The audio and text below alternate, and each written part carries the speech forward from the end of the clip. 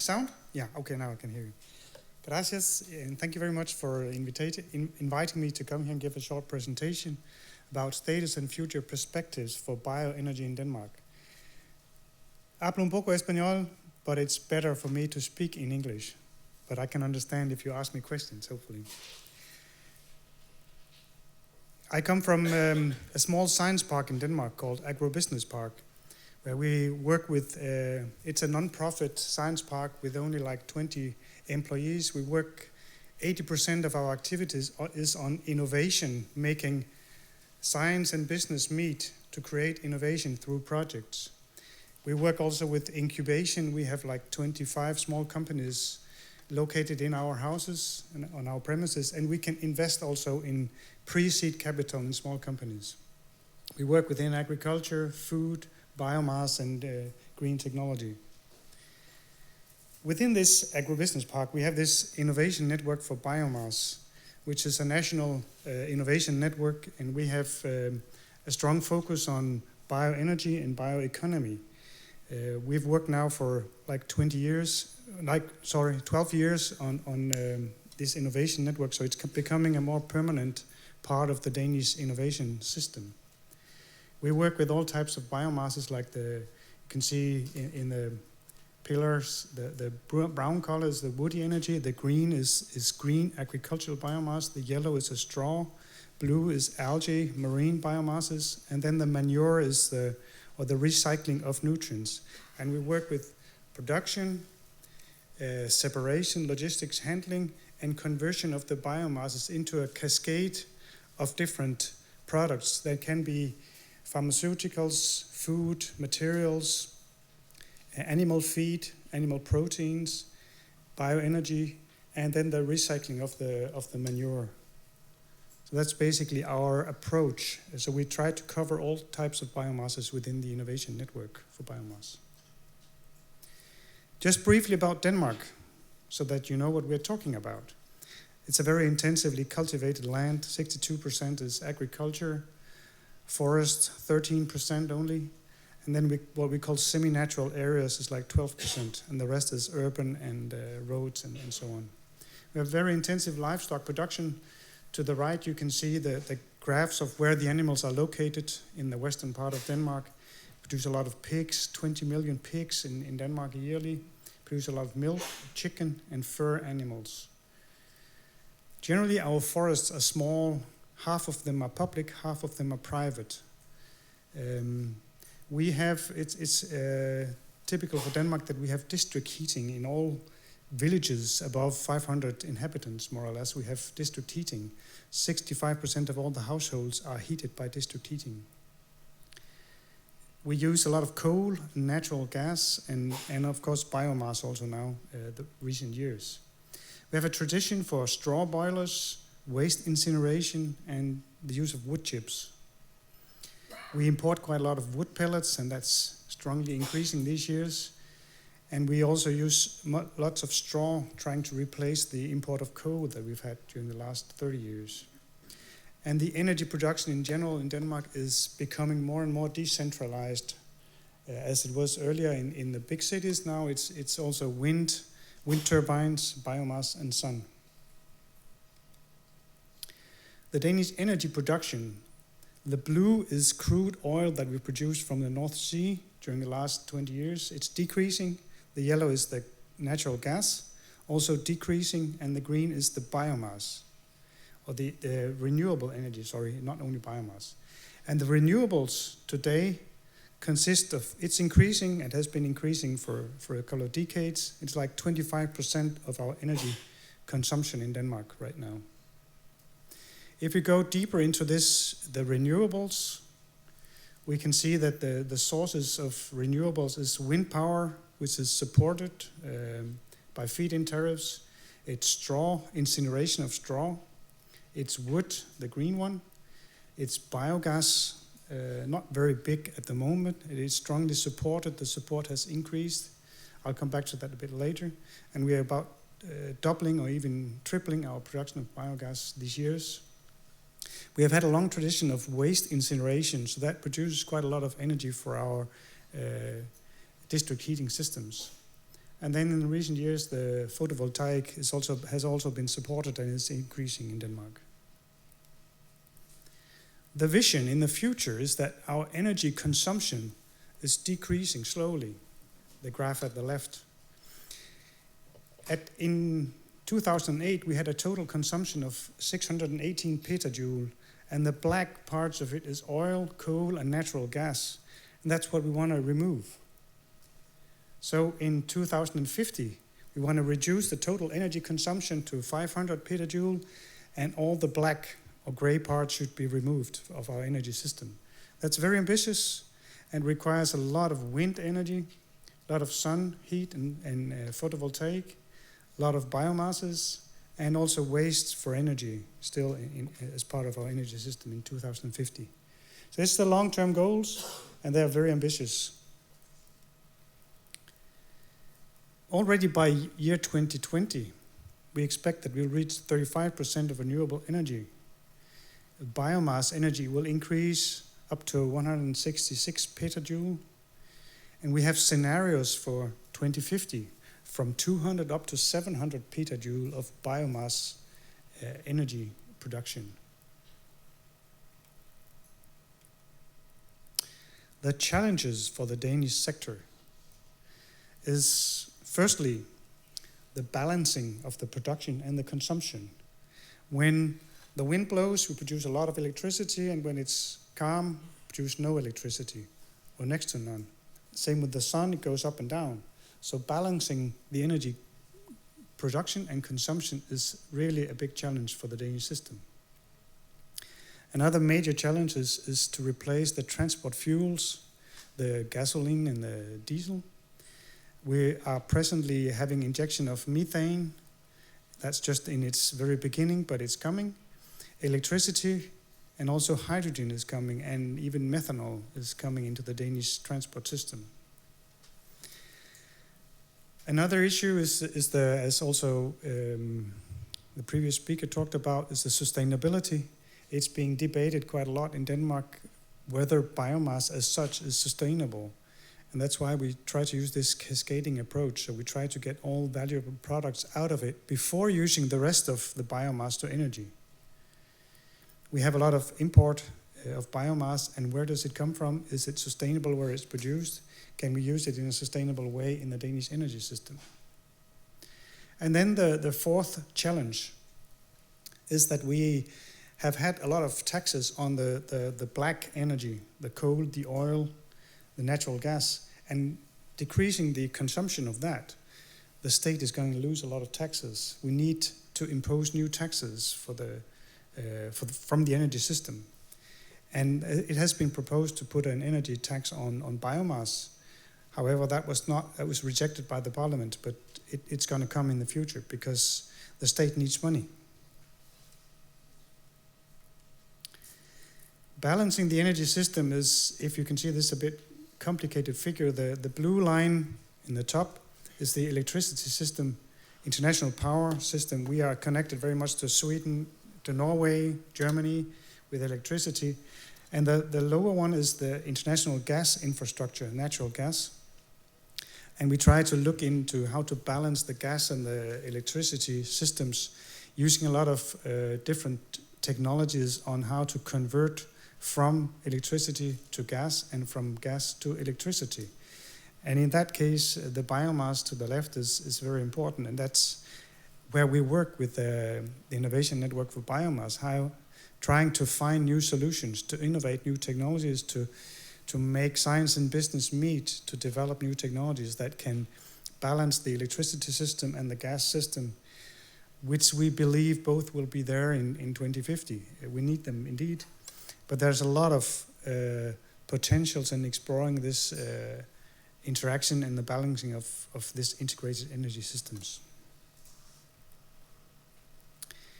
In Denmark, the wood, as I mentioned, as it is now, it's free of taxes, may not be in the future. Firewood, wood chips, and pellets are the most important parts of it, and the pellet import is increasing dramatically these years because the big companies have decided to change the coal with pellets. It's relatively easy to do, and that's going to happen within a few years now. So it's going to be a huge change. We talk about the sustainability, but the energy as such is generally rather cheap. It creates local jobs, at least the part of it which is produced in Denmark. It's available either locally or globally. And especially the biodiversity issues is being debated if you cut down forests just to use it for energy. But if you take sawmill products, use it for energy, that's much better in most green movements point of view. Straw, as I mentioned, has been used a lot. It's also free of taxes so far in Denmark. About 1/3 of the straw is used for bedding for the animals. 1/3 is at present used for energy. It's like 17 petajoule. And there's another third which is at present unutilized. That means it's integrated into the soil. But we believe that there's a lot of potential here as well, either for incineration or for pre-treatment and use for biogas. If you take biogas use the straw for biogas, you still have some slowly degradable parts that will be recycled to the soil through the digestate. We are planning to build a straw-based bioethanol plant and also use straw for biomaterials in the future. It's cheap, it's available very locally, but the market is increasing and developing also across countries, especially when you briquette it or pelletize it. And it creates some local jobs. And I mentioned this soil carbon issue, that if you remove the straw from the field every year, the low level of soil carbon will decrease, and that's going to be problematic after 10 years. Waste is also free of taxes so far, and we've had it for waste used for incineration, like the complete household waste and industrial waste has been incinerated in huge plants. But in the future, we're going to look at the waste as a resource, trying to separate it to create, on the picture to the right, an organic pulp, a biopulp from the organic fraction. You can do that mechanically, or you can do it with enzymes. Different technologies are being developed for that. And then the rest fraction is going to be upcycled and used again, like glass, metal, wood, etc. But the separation is very important, because then you can recycle the nutrients to the agricultural fields and create new food. It's also cheap. As energy is very cheap, it's available. And there's also an increasingly growing international market. And as I mentioned, the nutrient recycling is a very important aspect, and it creates jobs in transport, logistics, etc. Biogas is becoming increasingly important in Denmark. We subsidize it now with 15 euro cent per cubic meter of gas. As it is today, it's manure-based, all the biogas produced in Denmark, and the goal is to treat 50% of all the manure in biogas plants by 2050 or by 2020. That's too ambitious, I would say, but still we're trying to aim for that. We try to use societal wastes, industrial wastes from food industry, for instance, in the biogas production, but also in the future household wastes like the biopulp I just showed you. And then in the future, we're going to use much more agricultural wastes like the straw. If you pre-treat the straw or use deep litter, you can use that for biogas purposes. The Danish government has put a maximum of energy crops used for biogas. From 2018, you're only allowed to have 12% of energy crops in your biogas production if you want to get the subsidy. So that's going to delimit some of that's because we do not want to have the German conditions, as has been talked about in Denmark a lot. But they grow a lot of corn to produce biogas. So it's like becoming corn deserts in large parts of Germany, and the Danish politicians do not want that. So that's why this limit was imposed. As it is today, it's only 1 or 2% of the input that is energy crops. So it's not really a problem, but it's like a sign from the policymakers. We use the biogas for combined heat and power production and district heating. We use it for increasingly now for upgrading it for the gas grid, to use it for the transport sector. And that's going to develop very strongly the next years. It's available locally. It's climate positive in general. When it's manure based, we recycle a lot of nutrients in a good way. We can use it to replace some of the transport fuels. It creates a lot of jobs locally. Every million invested in a biogas plant in Denmark creates 1.5 jobs on the average. But we have some challenges, which is like the smell of a biogas plant. The neighbors are not very happy to have a biogas plant next door. So it's difficult to get the environmental permission to establish new biogas plants. But with the modern technology, it is improving so that there's more air cleaning at the biogas plants. Okay, these were the challenges and some of the things that we are working with, and what are the solutions now to the more bioenergy and to replace all the fossil fuels in the Danish energy system? A major part of that is to produce more biomass. On the graph to the right, you can see the 2009 scenario was what we produced, million tons of dry matter, 3.5 million tons of dry matter biomass. We can actually produce 10 million tons more yearly if we want to focus on that. So produce more biomass, especially the green part, and use the manure better. That is green grass produced. But you need to utilize it better. You need to use the biorefinery thought, cascading the different values out of the biomass before using the end of it or the rest of it for energy and recycling the nutrients. The biomass should be reserved for transport fuels. We need global regulation, as we heard about in the former presentation. And we have to have focus on energy efficiency and focus on innovation. And we believe that if we focus on innovation, making biomass and science work together, we can find the solutions for the coming generations and make use of the plus 10 million tons more biomass that we can produce in Denmark without harming the environment. So these were some of the solutions in just a very short presentation. Thank you for your attention.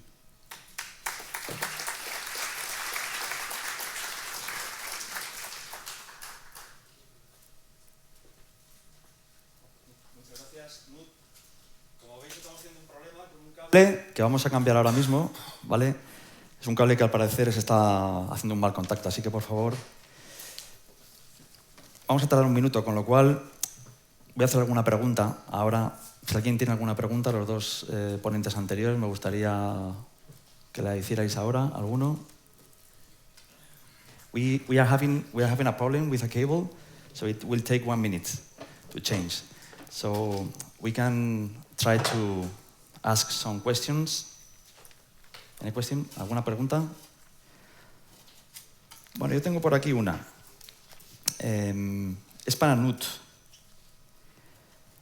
Knud, ¿cuáles son las claves del éxito? ¿Me entiendes? ¿En español? ¿Cuáles son las claves del éxito del desarrollo de la bioenergía en Dinamarca? ¿Y desde cuándo el gobierno está apostando por ellas? Ven aquí, por favor. The question is, what kind of questions, what kind of things the Danish government did for how long? I think the Danish government started a very long time ago. Back in the 70s, we wanted to be independent of the OPEC, the oil exporting countries. And we started changing our energy system. But from 1990, they started to use renewables, and especially the wind power was very much in focus in the beginning. But also, straw incineration started back in the 80s. It was forbidden to just burn the straw in the fields. So the farmers realized that we have to do something else, and a market was created for using the straw for bioenergy. And also the wood for energy has been, I would say, supported by installing a lot of district heating plants where it's very important, where it's very interesting and profitable to use wood chips. So straw and wood chips has been supported directly and indirectly for more than 25 years. And the biogas has been supported, well, the wind turbines has also been supported for 30 years. And biogas has been supported since mid-80s, so also like 25 years, 30 years. So continuous supporting the different sectors, because you can see that it creates a lot of jobs in the companies. Like the wind turbine production is now one of the major export articles from Denmark. It's more valuable than the pigs that we export. So that's something that policymakers understand. So they can see that continuous support for the energy sector has been very important. ¿El apoyo ha sido a través de subsidios, feed-in tariffs, o se ha realizado algún otro tipo de acción? It has been through feed-in tariffs and also support for investments. So like the biogas, you can get, not every year, but once in a while they give a subsidy for investment in new plants, new biogas plants. But they have the system of supporting also feed-in tariffs. And that was increased by 50% 4 years ago, and that's why we have this boom right now in the biogas sector. Wind turbines has been supported, feed-in tariffs for a long time, and that makes it possible that we can now establish wind turbines on the sea, in coastal areas and even far out in the sea. So that's why we have the huge wind turbine parks. And that's also heavily supported and has to be supported as it is now. ¿Hay algún tipo de...? Claro, yo cuando he ido allí a Dinamarca a ver las instalaciones de Vattenfall o algunas de las grandes, son grandes consumidores de pellets importados muchas veces, o de paja también. ¿Hay algún tipo de lucha, de pelea con los ganaderos, por ejemplo, que también son consumidores de pajas? Sí, pero no es tan fuerte porque el precio de paja es muy bajo. Oh, I'm speaking Spanish.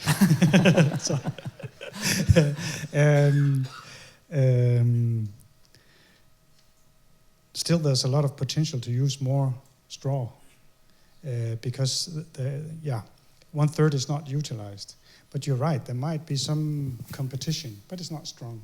No, I think that as they import a lot of pellets, wood pellets, it's from Canada mainly, from the US.